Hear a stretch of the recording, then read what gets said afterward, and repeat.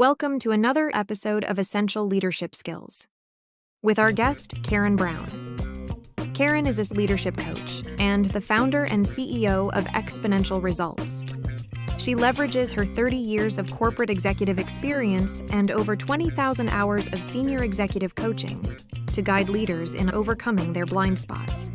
Karen is an accomplished athlete, having competed in the Ironman World Championships and various ultramarathons and triathlons. She authored Unlimiting Your Beliefs: 7 Keys to Greater Success in Your Personal and Professional Life. Her expertise encompasses DEI, neuroscience in leadership, talent management, and industry trends. Karen holds a BS in Applied Management, an ICF Executive Leadership Coaching certification, and is a master practitioner of NLP and behavioral patterns. This is a Touchstone Publishers presentation. Good morning, everybody. Welcome to our podcast today. We have Karen Brown with us, and she's going to share some wisdom that we need to get a hold of, especially in these difficult times. And welcome, Karen. Thank you for being with us. Thanks, Glenn. Excited to be on your show. We've had to deal with some challenges to get us together, but we made it together, so I'm glad that happened. So here we go. And oddly enough, I found out that you're from or around the area of the best city in the world. So usually that's all I say, from the best city in the world, and everybody can figure it out. Totally agree. But anyways, what I want to start off with is just ask you a quick question about 30 years of your experience in leadership, and especially corporate leadership. Can you explain the difference between corporate leadership and then executive coaching? So the work that you do for corporate leadership, is there a big difference between that and executive coaching? Yes. Gosh, how long is your show, Glenn? We got about 5 hours. No, I'm just kidding. Okay, great. Yes, I was a corporate leader for about 20 years and then backed into coaching. And what I learned over 10 to 12 years as I was getting various certifications is that it is very different. It's one thing to be the boss or to be the senior leader or the CEO and to feel like you're telling your direct reports what to do. And it's a very different thing between that and coaching executive leaders. An exceptional executive leadership coach will grab your watch and ask you what time it is and get you to answer. And that same coach will then continue asking questions, exploring and deeply diving to get you to reveal the best answers for yourself. So providing the answers for people, about finding them together and being the facilitator and the catalyst of finding those answers. Saying people are not telling their team what to do. So with a little bit of pushback there, how much time do I have to to ask questions so my team can say, I can put my hand over the water and say, what time is it? Let me see, the sun's at this angle, and how much time do I have for that? And is that a hard pushback that you get sometimes? We need to just have people follow our direction or lead. If you've ever done any kind of effective leadership before, better when you help people find their own answers than you simply give them, when you simply give them the answer. They don't learn anything, they don't grow, they don't stretch. This is different than setting expectations, casting a vision. Okay, we're going from here to there. This is what that's going to look like. This is likely what it will be like as a leader. Leave the details, how you'll achieve those goals, to the people that you have. That's why you brought them in. That's why you entrust them to work with you and the company every day. So lean into the talent that they have and just paint the picture for them and then help them facilitate them and allow them to fill in the color. So the question I have is offshoot of that same question. And so you have a good strategy, I think, that works for a lot of people or should work, but how have you been successful in implementing that in your coaching? It actually goes back to before I was a paid external executive leadership coach. And it goes back to the time when I was a CEO. I was a new CEO at the time, and I wasn't the leader that I thought I was. I was fired from that role. Very surprisingly, it ultimately was the catalyst for my self-awareness, my professional self-awareness. What I learned through that experience is that while I was a CEO, I was telling everybody what to do. And what I came to realize was the power of helping people find the answers to their questions. We almost always do what we think of. And it's absolutely true with regard to human behavior. So you referenced your journey there. For you to lose your position as CEO, it's a blind spot for you. Can you tell us a little bit more about some blind spots? Maybe share some examples that you've encountered, how you overcame it, and then maybe how you coach people overcome them as well. Sure. So blind spots are a very simplistic thing. By definition, they're a blind spot. There's something you can't see, something you're unaware of. To start to become aware of your blind spots, you have to become self-aware, which is simply becoming aware of your behaviors that contribute to what happens. And I mentioned that in that story about being fired as a CEO. I wasn't self-aware. Everything was a blind spot to me because I wasn't able to step out of myself and look inward. It's that self-inquiry of, okay, what is my contribution to the current situation or the results that we're seeing or lack thereof? And then choosing to change your contribution. So blind spots are simply those things in your behavior that you are unaware of. If I don't trust people enough to delegate effectively and I try to get everything done myself, that's a glaring blind spot. Also, what were we talking about this morning? Oh yeah, the blind spot of your triggers. There's two terms here, triggers and glimmers. Triggers are the traditional thing that we know about. We get triggered about something, we have an emotional response. And glimmers are the opposite. When somebody pays us a compliment, that feels really good. And so we have a different kind of response or reaction. Okay. So triggers are definitely blind spots for a lot of us. We don't recognize what our triggers are or when exactly they come about. So those are big ones, but just that blind spots can really be anything that someone could tell you from the outside by observing your behavior or experiencing your behavior. There's a tie in there, which I want to get to with what is being taught. And I'm one of those people who thinks this term emotional intelligence is just a slogan for a lot of people. But when you're talking about this glimmer and those things and triggers, those things take self-awareness, which is one of the key principles of emotional intelligence. And when I think about your background and your writings, the Power Pathways method, and I also look at Ironman work, where you run the triathlon. The first thing, I can't even get it out my mouth, but when you run the Ironman, can you tell us about that and how that affected maybe the Power Pathway method? And did this idea of realizing what your triggers were, did that help you in any way? I tried to get 50. I'm glad I got to 60. Thanks for loading them all up. Yeah. Yes, what the Ironman is like. I'll happily step into that one first.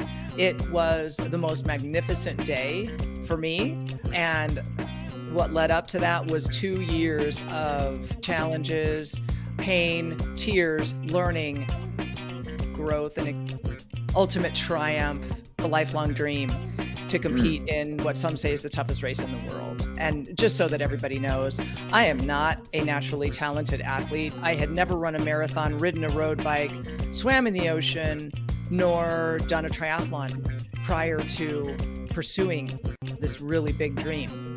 Felt an emotional connection to it. And I now see that subconsciously, I believed that it would be a vehicle to show me what I'm made of and what I'm capable of. What is it? 2.4 mile swim. 4-mile swim, 110 miles. 112 mile bike. Full marathon, 26.2. All done contiguously on the big island of Hawaii, which throws at you really challenging conditions. It changes a lot. Hot, humid, driving rain, crosswinds that'll knock you over on your bike. You're swimming in the ocean with fish and sharks and 2,000 of the most fierce competitors that are kicking you in the head and elbowing you in the ribs. And it can be so hot that it melts the asphalt underneath your feet. So I have not tried that, but I'm wondering, when you put this thought in your mind at 14 years of age, it was more of a process of, okay, I'm going to do this, or was it saying, okay, I'm going to do this by this certain date? Neither. What I felt back then was this connection to that physical challenge that would show me what I was made of. It felt to me like this was the vehicle to show me my potential. A vehicle to show you your potential. That sounds like a very major challenge. How does that feed into the Power Pathways method? So what it felt like was I kept staring at the TV screen, watching the Ironman World Championships coverage, and I started to get emotional. And I thought to myself, what if I have what it takes to do that inside me and I'm not tapping into it? What if I'm living small and safe and I'm not bringing out all the potential and realizing all the potential that I have? So how that translates into Power Pathways is I learned about a very pervasive behavioral pattern during that 2-year journey to the Ironman World Championships, and it's called limiting beliefs. Basically, in studying neuroscience and human behavior, I came to realize that limiting beliefs is nothing more than a leftover bug in our operating system, meaning the way our brain works naturally, organically. Limiting beliefs are just a leftover, a prehistoric leftover to keep us safe and to help us survive another day. Coming to that realization and transforming my own limiting beliefs, turning them into unlimiting beliefs, which is what we're all capable of doing and what I teach in the book. I published the book and started the company on the vision of eradicating limiting beliefs because they really do hold us back. Tell me, I've always built a theory around that. We get our limiting beliefs from prehistoric time, but we tend to attach things to them, especially between 1 and 5 years of age. I was going to ask you about your book, Unlimiting Your Beliefs, and so the 7 keys of greater success. Which one came first, Power Pathway Method or your book? The base for the book came first. Keeping notes the entire 2 years of my journey to the Ironman World Championships. Then I started writing the book after I crossed the finish line.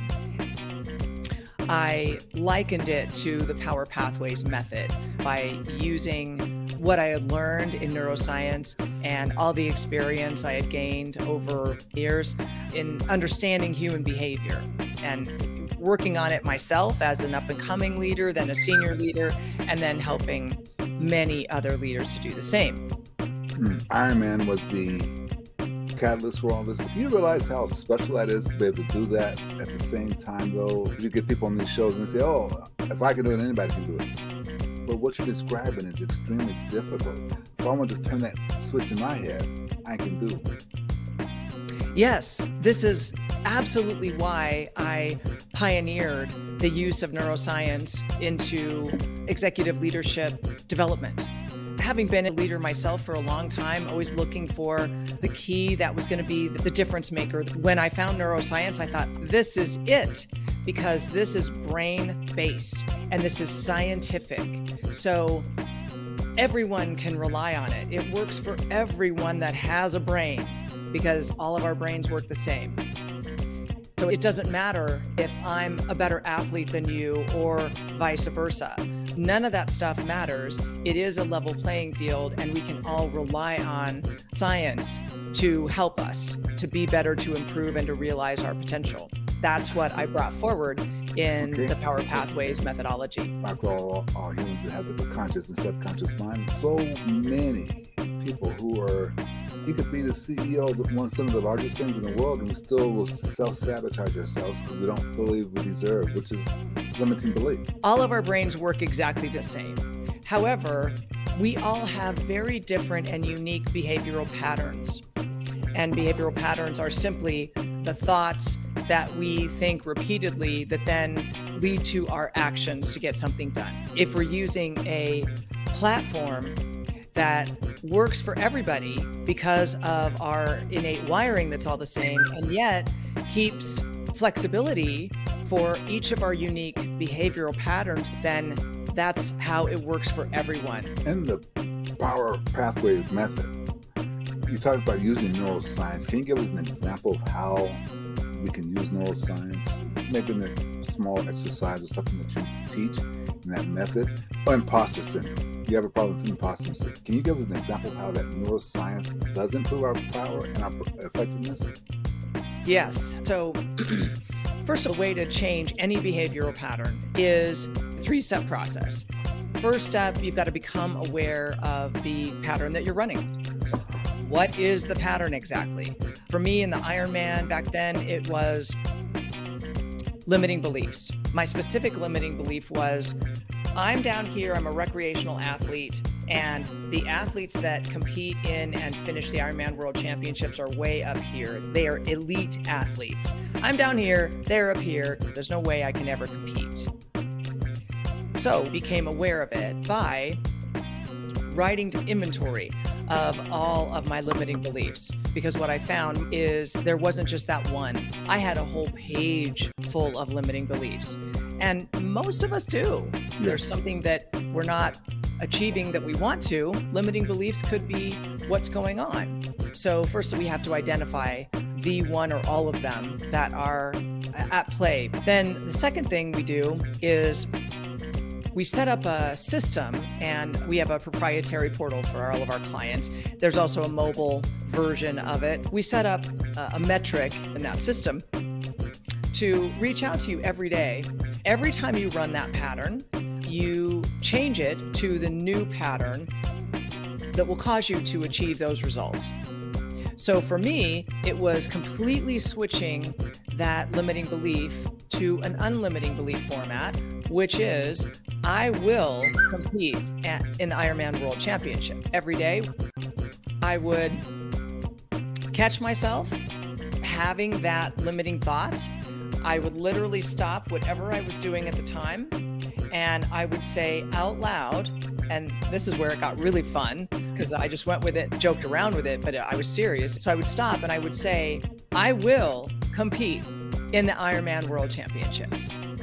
And then that helped me change the pattern. Now, also what this does is when you say something out loud like that, literally you are telling your subconscious mind what you want. And you are helping your subconscious mind change that behavioral pattern. It works very fast. There's a lot of data out there that says it takes 66 days or longer to change a habit. This works much faster than that, and it is permanent when you change a behavioral pattern in this way, because when you're changing a habit, you're changing it at the conscious level. And it tends not to be a permanent change. It is usually a temporary change. So think about quitting smoking, stopping drinking for Lent, giving up chocolate or sugar, any of those that you can name, right? We usually slip back at some point. This is a permanent change because you are literally using your neuroplasticity to change the way you're thinking and the way you're doing things. So coach me on this a little bit, because I feel like this works when we, like you said, speak it to yourself. If I say, for example, I am a person, somebody who runs a marathon, and because my mind accepts it, I start behaving that way. So if I'm going to say I am going to be the great leader, I am a great leader. And whenever I have a doubt, I'm not a great leader or a great speaker, I have to do is replace that negative doubt with a positive doubt. Say it with emotion, I guess. Even if it's like making a joke of it and laughing about it.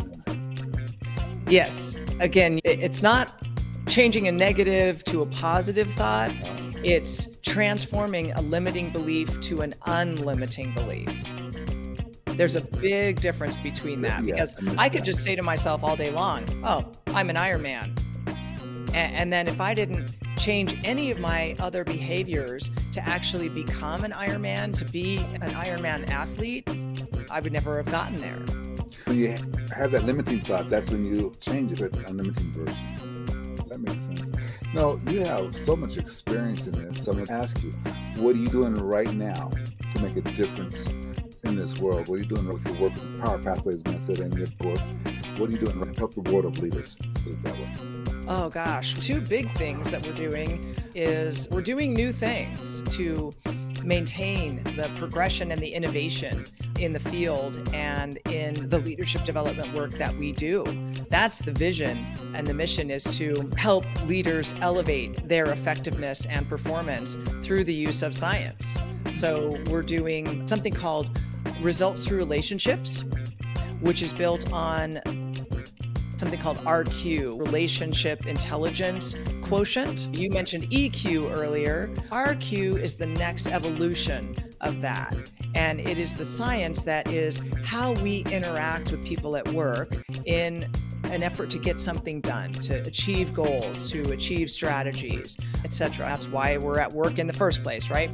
And this really breaks it down into very usable information about how we interact with others, our motivational value system, basically the process that we undergo to try to get things done, and how we can then get in conflict with others because maybe our motivational value systems are different. And what happens to us in conflict, because each one of us reacts a little bit differently when we're in conflict. It's said that it costs companies around $580 billion a year in wasted time and productivity when we're in conflict with each other. Yes. So this is a big endeavor for us to help people navigate how we work together better. We talk about high-performing teams. This is how you become a truly high-performing team. The other item we're doing is something called team coaching. So that's where we take a whole team and we work with that team all together at the same time, teaching them and helping them lead themselves better, lead each other as a team to achieve shared goals and vision, and how they lead their direct reports, even if that's just one person. So it's leading yourself, leading each other, and leading others in a team format. And it's been highly successful so far. So how do I, or any of the listeners right now, if they say, okay, I need that team coaching or that RQ work? You can get a hold of me through our website, which is yourexponentialresults.com. That's what we create by working with leaders and helping them elevate. You can also find me on LinkedIn, Karen Brown. And are you in a position to take on more clients right now? We are. I always like to be in a position for us to expand and scale up to reach client demand. So yeah, absolutely. And I don't want to over my time, but I do have one more question. Actually, I have two more questions for you. So let me ask you the hard one. We talked about it a little bit in the podcast. I sat in this morning on a class that really used your help, but that's not everybody has your skill set, and that makes it a bit unique. What questions should I have asked you that I did not ask you?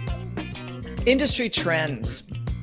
Tell us a little bit more about industry trends and define for us when you say industry trends. What do you mean by that specifically? And then give us a couple lessons there. Yeah, sure. So things like quiet hiring, the Great Resignation, minimum Mondays, right? These are all buzz phrases. And what I see going forward that's going to be really important, that I'm already seeing signs of it, is treating people in the unique ways that they are, rather than a one-size-fits-all approach.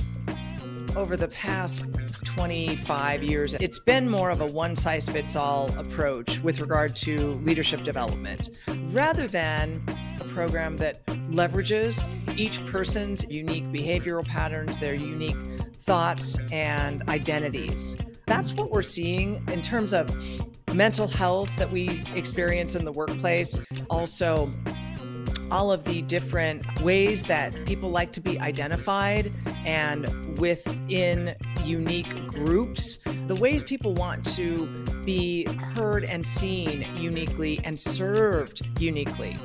And it's ironic to me that this is coming at the same time that AI is just exploding right onto the scene. Yes, it is. And I think what this is showing is it's foreshadowing about we embrace AI technology and thinking, but it goes out and sums up all the information that's out there and everything that it's experienced thus far. Okay, here's what you're looking to do. It leverages all the information. However, it doesn't take into account the uniqueness of each person. that's going to be involved in carrying something out, the people aspect of it. I also saw this in an article recently. Somebody else was talking about this too and said, I think the more that we get into the use of AI, the more outcry there is going to be and the more demand there is going to be to really see the true insights with people individually and then work within those insights uniquely to each person. So that's one area that you and I could actually have a debate on, because I'm not quite on your side on that one. We could have an interesting debate. To be continued. Another time. But what I found interesting is that we got all this emotional intelligence as a slogan. But if you really ask, what does it mean? People don't really even begin to understand what it's supposed to mean. Minimum Monday. That's a slogan. Does that fit me? You don't know. So I like the idea of these things need to be individualized. You need to work with individual people. Maybe the start of the week is much stronger for me than Wednesdays. But you can't get there if you don't take the time to get to know people individually. So I love the industry trends. I thought you were going to talk about like healthcare. You're talking about people management. Leadership development. Much better term. I really want to thank you for taking the time, but I do want to ask you about this DEI, diversity.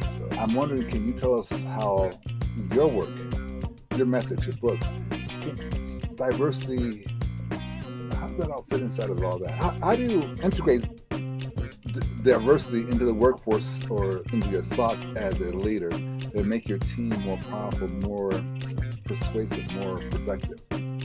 So the way that we do it is that we confront the unconscious biases that you have. That's really, in my view, from a scientific perspective, the only true way to transform and to bring about truly equitable and inclusive workplaces. Each one of us has to confront and then transform our own ideas about that. Those ideas were formed from our past experiences. We all end up with unconscious biases that we have to identify and then change them to what we want DEI to look like in our organization. Because that may be different for every different organization out there. It's all shades of gray. I've heard a lot of different things from different companies that we work with. It's just, again, setting up those new behavioral patterns to lead you to what you are looking to create. So that is exactly what you're doing the neuroscience work too, right? You're evolving that bias into something by calling it out into a better thought, a more powerful way of doing things. So once you identify it, then you can replace it with a more powerful process. The way I often think of it, Glenn, is that I spend my day confronting people's thought, whether I'm confronting your thoughts and I'm asking you about that. And I do it like a scientist. It's to test hypotheses, disprove a hypothesis, right? It's to root around in the experimentation phase. That is how I do it. And that's how we can do it for ourselves too. Get curious about your own thoughts. I often use the question, have you considered? Which is very powerful. It's very helpful. So we can use that on ourselves. I can say, have I considered that there's another better way of doing this? What might that be? Or have I considered that my hypothesis on this is wrong and that maybe there's a better hypothesis that is right? But when you come at it from the angle of asking better questions, because I could have a belief, and you ask the right 2 or 3 questions, I could actually quickly get off that belief. Or come to see your belief accurately and clearly, and then I can ask you, how well or unwell is that serving you to achieve your goal? And then you can choose a different belief that would serve you in reaching that goal. And how do we incorporate that? See, you'll have the answers for all of those things. I'm just asking the questions that catalyze and facilitate those answers and for you to put those answers into place. And like you said at the start, people are going to do what's in their heads before they do what you tell them to do. Because it's automatic buy-in versus you trying to white knuckle somebody into what you're telling them to do. This is way off the subject, but the same subject. You made me think of Napoleon Hill's work, where he said all you have to do is question somebody by simply saying, what is your evidence for that belief? Although, if you ask that question, it usually puts people on the defensive. If you ask it that way, I started asking it in the way of, gosh, I really don't understand that. Tell me a little bit more. How did you come up with this discussion? Yeah. The whole point Right, is right. to get to understand how you came to believe this was the case or that was the case. Where did that belief originate? How did it get started? Most people really can't answer that. When was the first time you utilized that belief? One of the keys is you ask that question and you get quiet. Yeah. So Allow them to do the thinking and the heavy lifting of it. Karen has been absolutely educational. This is the type of show that we like to have, where it's not about hypotheticals, it's about solutions. And I think you brought that to the table. I want to thank you very much for your time. Do you have any last words or anything you want to share with the group again? Thanks for having me. My pleasure. Thank you for connecting with us here at Touchstone Publishers. Please join our group Essential Leadership Skills and share your leadership knowledge with us all.